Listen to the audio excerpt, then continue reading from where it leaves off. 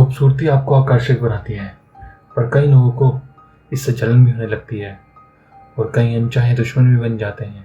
यही कारण है कि सीरियल किलर भी कई बार खूबसूरत लोगों को ही अपना शिकार बनाते हैं और अक्सर खूबसूरत लोगों के साथ अपराधों की खबरें सुनने को मिलती हैं। खूबसूरती की भी अपनी एक कीमत होती है। ये कीमत कई लोगों को अपनी जान देकर चुकानी पड़ती है। आज हम ऐसे ही एक खूबसूरत लड़की के बारे में बात करने जा रहे हैं जिसका नाम जुनको फुरुता है। जुनको फुरुता की कहानी आप लोगों ने बहुत बार सुनी होगी। यह एक जापान की बहुत ही फेमस गैंग रेप के बारे में है। इसके बारे में कई बार बताया भी गया और इसके ऊपर कई फिल्में भी बनी गई। जुनको फुरुता ये वो नाम है जिसका नाम लेते ही लोग समझ जाते हैं कि इस लड़की ने अपनी ज़िंदगी में क्या क्या देखा है। वो 44 दिन इसकी ज़िंदगी के वो दिन थे जो ये शायद जिंदा होती तो कभी भूल नहीं पाती और शायद मरने के बाद भी ये बात ना भूल पाए। सिर्फ जापान ही नहीं बल्कि पूरी दुनिया में इससे भयानक और इससे खतरनाक आज तक कोई गैंग रेप नहीं हुआ। दोस्तों, मेरा नाम नीरज लूथरा है। आज मैं आया हूँ फिर एक कहानी लेके। इस बार कहानी हॉरर नहीं बल्कि उससे भी एक कदम ऊपर एक गैंग रेप के बारे में है जो बहुत ही फेमस गैंग रेप है। तो दोस्तों, अपने अपने हेडफोन लगा लीजिए क्योंकि शुरू करते हैं आज की कहानी मेरे यानी नीरज के साथ। जुनका फुरुता सैतामा प्रांत जापान के एक हाई स्कूल में पढ़ाई की थी। वह बहुत ही सुंदर और एक्टिव टीनेजर थी जिसको सबसे ज़्यादा ध्यान मिलता था और जिससे कुछ लोगों को बहुत जेलसी भी होती थी। वह कोई भी ऐसे गलत काम नहीं करती जो जापान की लड़कियां करती हैं, जैसे सिगरेट पीना, शराब पीना, ड्रग्स लेना, जो कि जापान में आम चीज़ है। कई गैंगस्टर जैसे किशोरों की नज़र में ये बहुत ही घिनौना माना जाता था। उनमें से एक हिरोशी मियानो की नज़र भी जुनका फुरुता के ऊपर थी। हिरोशी मियानो जुनका फुरुता से प्यार करता था, लेकिन वह प्यार सिर्फ और सिर्फ उसके साथ एक रात बिताने का था। एक बार हिरोशी मियानो ने जुनका को अपने रिश्ते के बारे में बताया, लेकिन फुरुता ने उसको मना कर दिया। हिरोशी मियानो स्कूल का बदमाश था और साथ ही साथ किशोरों गैंग का एक सदस्य भी था। मियानो को कोई भी लड़की मना नहीं कर पाती थी, लेकिन फुरुता ने उसे मना कर दिया। 25 नवंबर 1988 ये वो दिन है जो हिस्ट्री में कभी भूला नहीं जा सकता। 4 किशोर गैंग के लड़कों ने जुनका फुरुता को किडनैप कर लिया, जिसमें से एक हिरोशी मियानो भी था जिसे फुरुता ने उसके प्यार के लिए मना कर दिया था। लड़के फुरुता को अडाची के अयासे पड़ोस में किडनैपर में से एक के माता पिता के घर ले गए। किडनैपर्स ने जुनको फुरुतो को अपने माता पिता को फ़ोन करके ये बताने के लिए मजबूर किया कि वह भाग जाएगी और अपने एक दोस्त के साथ रहेगी। फुरुता ये समझ नहीं पा रही थी कि उसके साथ क्या होने वाला है। फुरुता डरते हुए बिल्कुल वैसा ही किया जैसा उसे बताया गया था। इस तरह से उसको ढूंढने का पहला प्रयास उन्होंने वही रोक दिया। नोबारू मिनाटो के माता पिता, जिनके घर जुनका फुरुता को रखा गया था, कई मौकों पर अपने बेटे से मिलने आते थे। हालांकि एक दिन वो वैसे ही अपने बेटे से मिलने आए और मियानो ने फुरुता को धमकी दी कि अगर उसने उनके माता पिता के सामने कुछ भी ऐसी हरकत की जिससे उनको पता चला तो उनको जान से मार देंगे। और मियानो ने फुरुता को एक लड़के की प्रेमिका बताया। हालांकि उसके माता पिता को यह सब पता चल गया था। यह कोई प्रेमिका नहीं बल्कि इसको इस घर में बंधक बना के रखा है। लेकिन मियानो ने उसके माता पिता को भी धमकी दी कि अगर तुमने बाहर जाकर किसी को कुछ बताया तुम्हें भी जान से मार देंगे। इसलिए मिनाटो के माता पिता भी चुप रहे क्योंकि उन्हें भी डर था कि मियानो उनको भी मार देगा। अपने अपहरण के 44 दिन के दौरान जुनको फुरुता को अनकही पीड़ा और दर्द सहने को मजबूर होना पड़ा। उसे ज़्यादातर समय नंगा रखकर अपमानित किया जाता था। उसके साथ हर दिन रेप होता। ऐसा माना जाता है 100 से अधिक लड़कों ने उसके साथ बलात्कार किया है। 500 से ज़्यादा बार उसके साथ बलात्कार हुआ है। अगर हिसाब लगाए तो कम से कम एक दिन में एक समय पर उसके साथ 12 अलग अलग लड़कों ने बलात्कार किया है। साथ ही साथ उसे गोल्फ क्लब से मारना, उसके चेहरे पर सीमेंट के फर्श पे पटकना, यह भी सब शामिल था। अक्सर अपने बलात्कारियों को उकसाने के लिए उनके मेहमानों के साथ फ्रूता को हस्तमैथुन भी करने को मजबूर किया जाता था।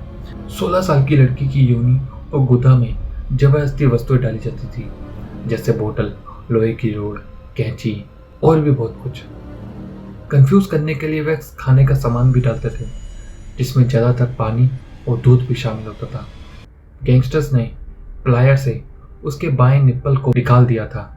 कई घंटों तक फ्रिज में रखा जाता। शरीर के इंटीमेट हिस्सों को भी जलाया जाता था।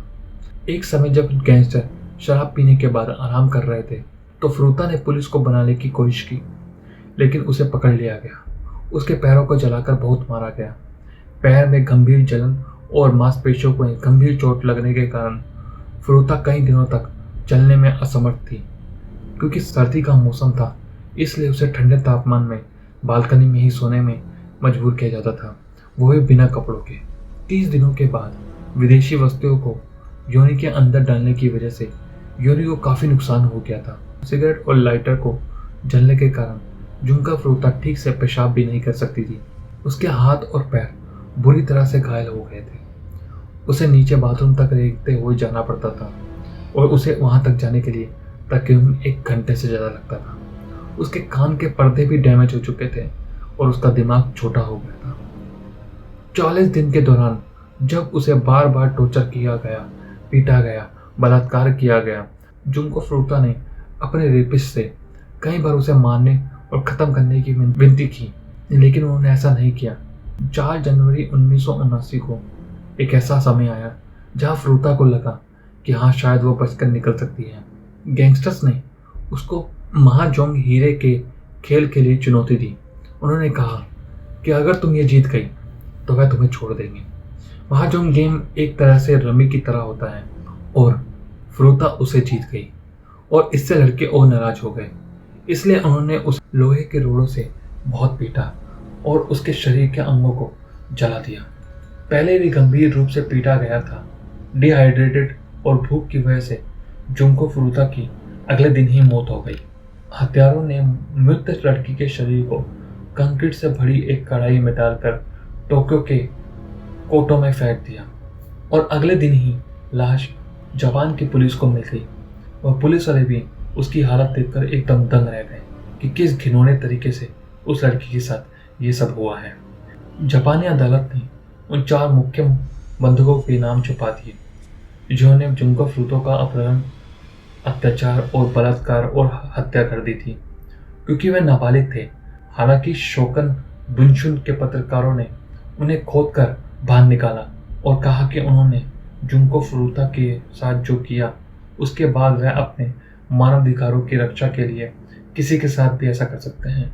सबसे पहले हिरोशी मियानो। अपराध के समय वह 18 वर्ष का था। उसने अपना नाम बदलकर हिरोशी योकोयामा रख लिया। दूसरा था नो ओगुरा।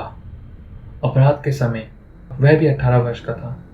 उसने अपना नाम बदलकर जो कामिसाकु रख लिया। तीसरा था शिंजी मिटानो। अपराध के समय यह 16 वर्ष का था। कुछ लोग उसे नोबुहारू मिनाटो के नाम से भी बुलाया करते थे। और चौथा था याशुसी वतनबे। अपराध के समय यह 17 वर्ष का था। सभी 4 अपराधियों को गिरफ्तार कर लिया गया और उन पर मुकदमा चलाया गया। हालांकि अपराध के समय सभी नाबालिग थे, इसलिए उन पर नाबालिग की तरह ही मुकदमा चलाया गया। आखिरकार चारों को सजा का सामना करना पड़ा। सिवाय इस तथ्य के इनके अपराधों की गंभीरता को देखते हुए इन्हें दी गई सजा काफ़ी नहीं थी, लेकिन फिर भी 3 लड़कों को 8 साल से कम की सजा हुई, जिसमें था नो अकुरा, शिंजी मिनाटो जिसके घर में फुटूरा को रखा गया था, और याशुची तनबने, और जो मुख्य अपराधी था हिरोशी मियानो, उसको 17 साल की जेल सुनाई गई। लेकिन अपील के बाद उसकी सजा भी कम कर दी गई। जुंको फ्रूता के साथ जो दरिंदगी और उसके बाद उसकी हत्या के बाद इंटरनेशनल मीडिया और लोगों में आक्रोश पैदा हो गया। उसके मामले में कई फिल्में भी बनी, जिसमें आती हैं concrete, encased high school girl murder case, जो 1995 में रिलीज हुई और आज के समय में चारों लड़के अपनी अपनी सजा भुगत के आज़ाद घूम रहे हैं और न जाने ऐसी कई जुमका फरूता जैसी लड़कियों को अपना शिकार बना चुके हैं। तो दोस्तों, ये थी मेरी आज की कहानी।